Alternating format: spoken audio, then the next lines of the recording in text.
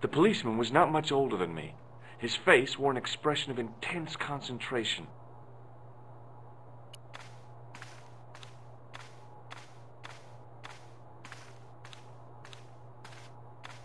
It was just some police paperwork, a search warrant.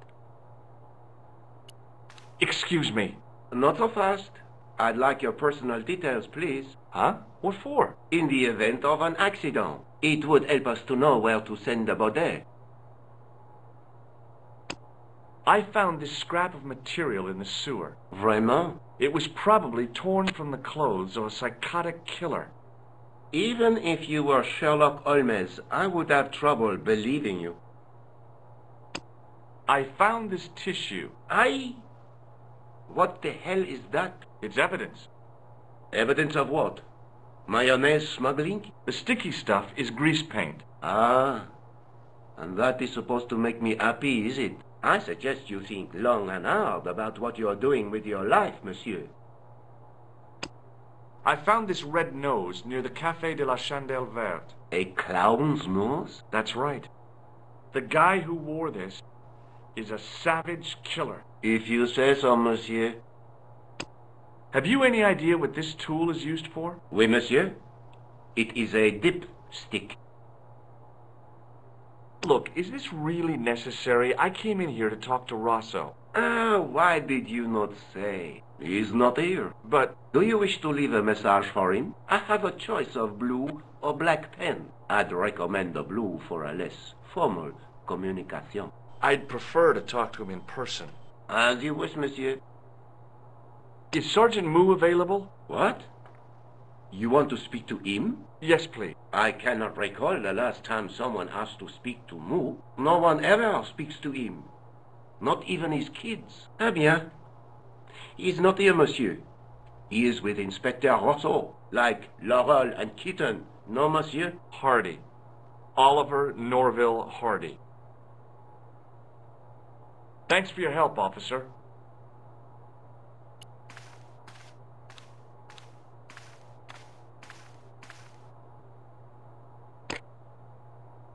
Hello?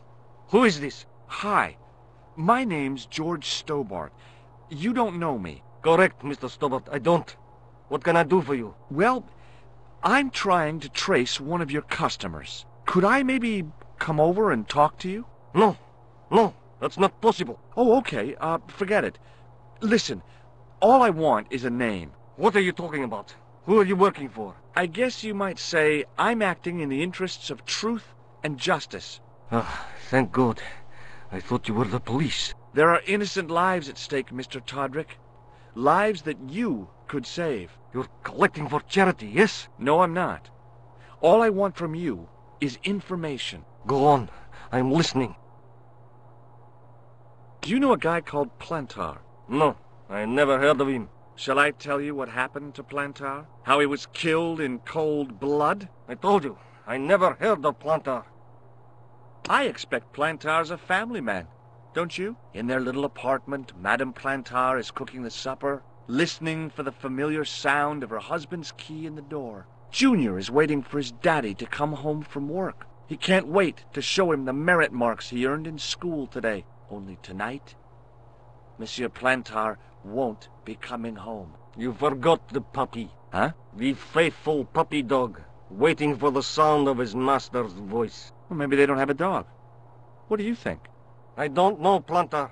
I never heard of Plantar. None of this has anything to do with me.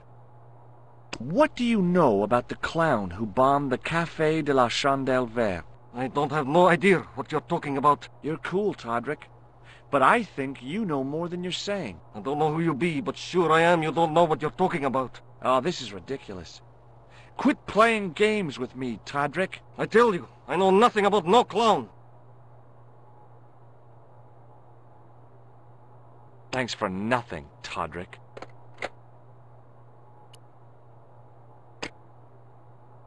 Hello, Nico Coulard. Hello? It's George. Ah, oui. You said to call if I could help. Have you any news for me? You bet. I met a witness who spoke to the clown.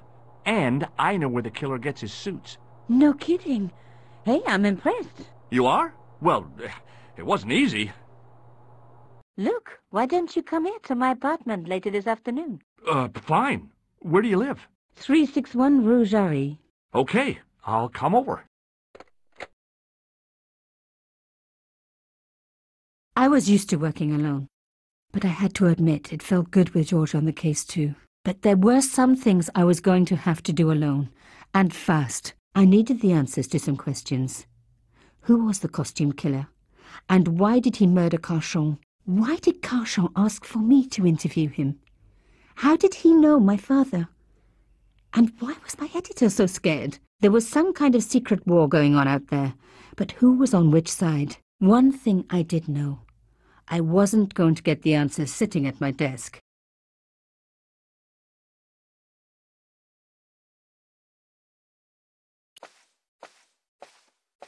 I was beginning to hate the phone. All it brought me was bad news.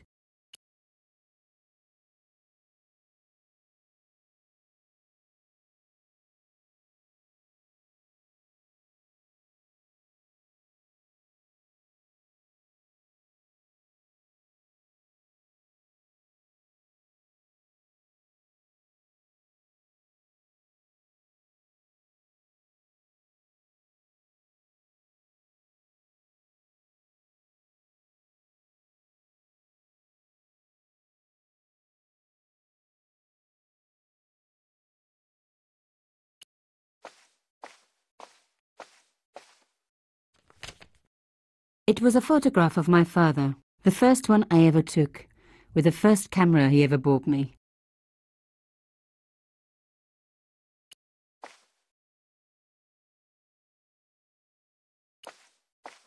No messages for me.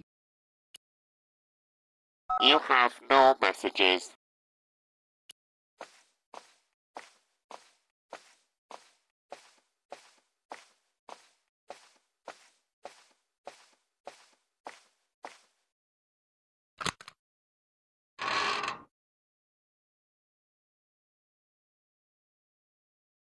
The box was one of the few things my father left me. The elephant on the lid was a perfect match to Carchon's.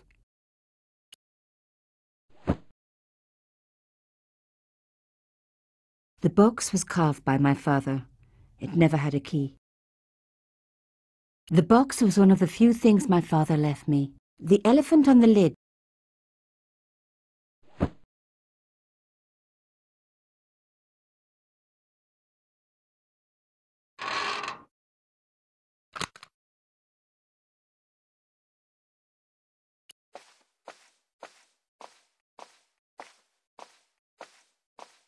My first teddy. Never had a boyfriend as loyal as him.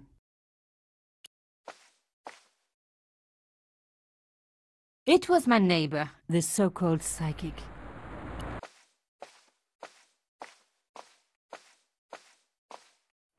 Mademoiselle Collard. Oh, hello there. Don't tell me. I'm going to meet a tall, dark man. No, I don't think so. Why would you say that? Oh, just a wild guess. Anyway, your cousin's female and very pretty. What? Your cousin from Marseille. How could you forget her so soon? She was only in your apartment yesterday. Ah, really? Such a charming young girl. Isn't she? And in my apartment, you say? She let herself in, of course. She's got a key. Suddenly everything made sense. My apartment had been bugged. That was how Plantard knew all about my article. How did I know? Because the only cousin I have is a sweet little guy called Jean-Marc, who runs a patisserie in Le Touquet. These people were determined, which meant they were also very dangerous.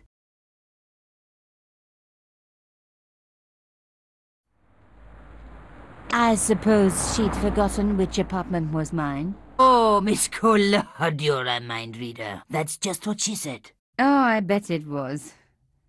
Well, I'd better be going. See what my sweet cousin's been getting up to. Au revoir, mademoiselle.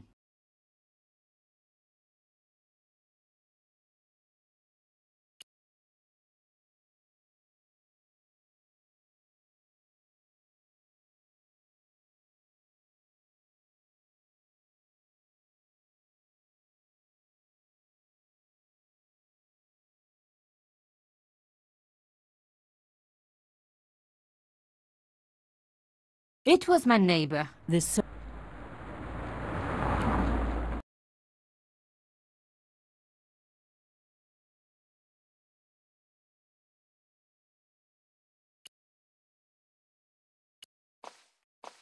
So, where had my pretty new cousin hidden her little bug, eh? I was going to have to search everywhere. My first teddy. Never had a boyfriend as loyal as him. Undisturbed. No bugs there.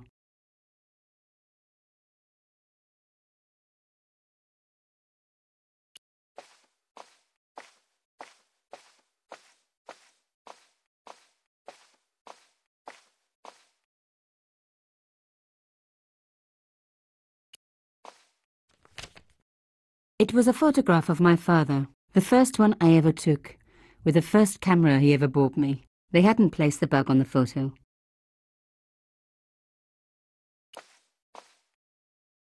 You have no messages.